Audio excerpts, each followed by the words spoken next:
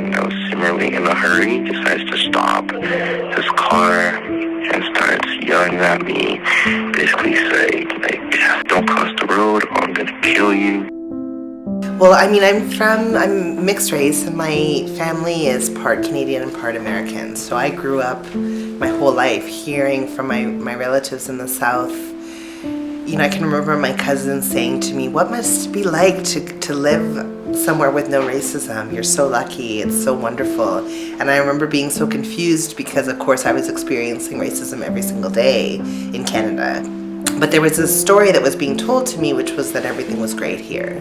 In terms of the melting pot and multicultural policy, I mean, Canada explicitly had this policy where everybody was supposed to be able to come as they are and stay as they are, versus the United States, which was the melting pot theory, which was that everybody comes and becomes the same and becomes American, melting into one pot, you know? And I think that those two strategies didn't work.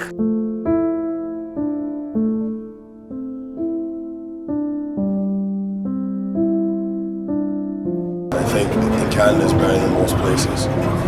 I think we still have places to go.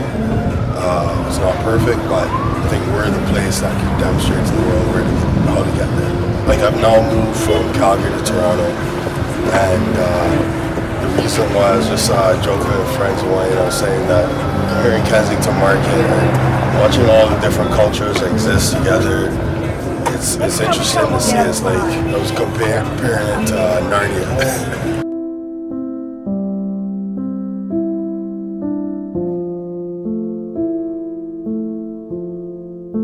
Where you're seeing a situation where it's like there's all these different people interacting with each other, and if there's any place in the world I think you can demonstrate like true progress and unity, it's this area. Not necessarily the whole place, but this area.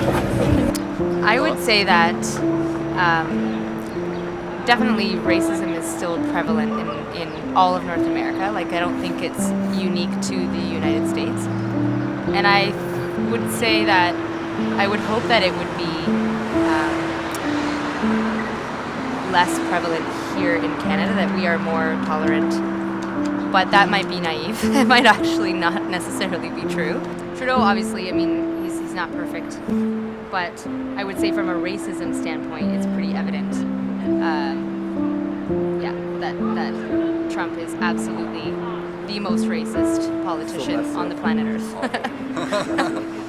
But because I was Black, because it was Regent Park, because it was late at night, you know, the police had all that they needed to be able to target us and to sort of focus on us.